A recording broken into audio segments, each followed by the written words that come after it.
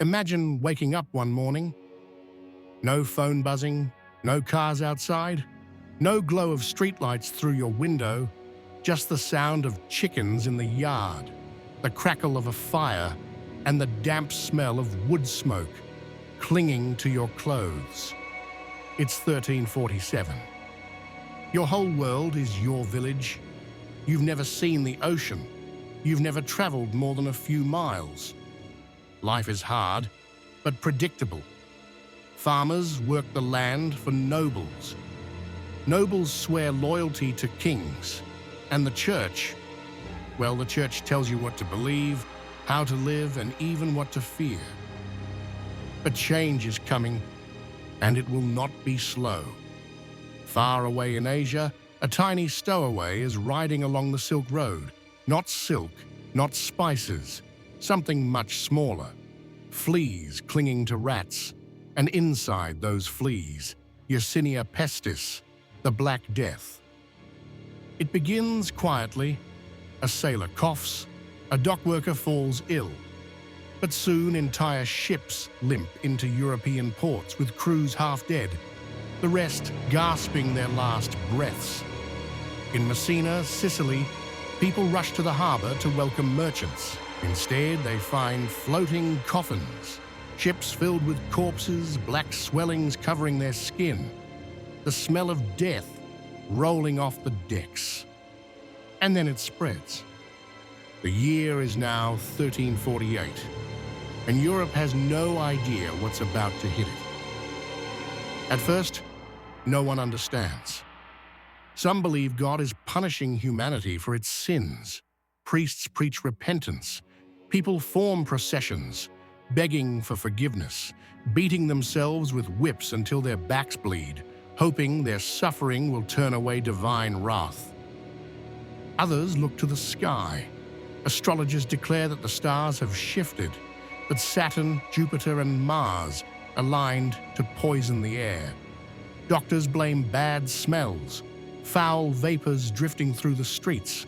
Ordinary people look for scapegoats. Minorities are accused of poisoning wells. Violence breaks out. Innocent families are murdered. But none of it stops the plague. Life unravels almost overnight. A neighbor coughs one day, lies dead the next. Houses are marked with black crosses to warn others not to enter. Bells toll endlessly for the dead. Carts rattle through the streets, piled high with bodies. In some towns, there are not enough living left to bury the dead, so corpses are tossed into mass graves. Imagine living through this. Your family locked in your home, hoping the sickness passes by. The streets silent. Priests refusing to enter houses for last rites. Fear so thick, you can feel it in your chest every time someone sneezes or coughs. The symptoms are horrifying. Painful swellings, called buboes, grow in the armpits and groin. Black blotches spread across the skin. Fevers so high, they cause delirium. Death comes in days, sometimes hours. By 1350, the plague has torn across Europe. The numbers are staggering. 25 million people are dead, half the population gone. Entire villages vanish from the map. Farms lie abandoned, markets close. Even the wealthy cannot escape. Kings, nobles, merchants fall just as quickly as beggars. But the story of the Black Death is not only about death, it's also about transformation. Because once the plague burns through, Europe is not the same place. With half the workers gone, survivors suddenly hold power. A peasant who once had no voice can now demand higher wages. Nobles who relied on cheap labor must pay more or watch their crops rot. The feudal system, which seemed eternal, begins to crack. Ordinary people see opportunities they never imagined. Land is abandoned, and survivors move in. Some peasants become landowners themselves. For the first time, the old rigid order wobbles. And when the order wobbles, the future changes. Medicine begins to adapt. Doctors don't know about bacteria or fleas, but they notice patterns. They begin experimenting with isolation. In Venice, ships are forced to wait offshore for 40 days before passengers can disembark. 40 giorni, 40 days, the birth of quarantine. This simple idea, keeping the sick separate from the healthy, becomes a tool humanity will use for centuries. And culture changes too. Art becomes darker, obsessed with death. Skeletons dance with the living in murals. Writers describe visions of apocalypse, but this confrontation with mortality also sparks creativity, curiosity, and hunger for answers. Within a century, Europe will enter the Renaissance, an explosion of science, art, and discovery fueled in part by the trauma of the plague.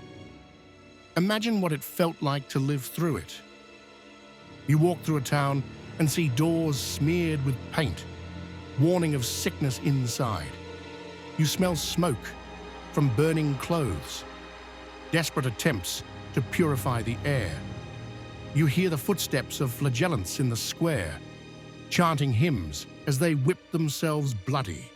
You watch neighbors flee in the night, abandoning their homes. And you wonder, will you survive tomorrow?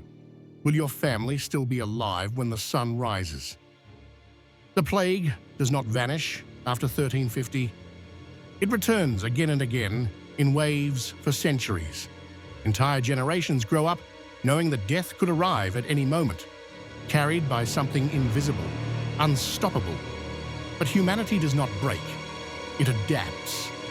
Slowly, painfully, people learn, societies change, governments begin to respond more quickly, the seeds of modern public health are planted. The Black Death is one of history's darkest chapters, but it is also one of the most transformative. Systems that seemed permanent, social hierarchies, economic structures, even medical practices, collapse in a matter of years. And from the rubble, something new rises. It is a story of tragedy, a story of resilience, a story of how humanity, again and again, survives the impossible. So picture yourself back there in 1347.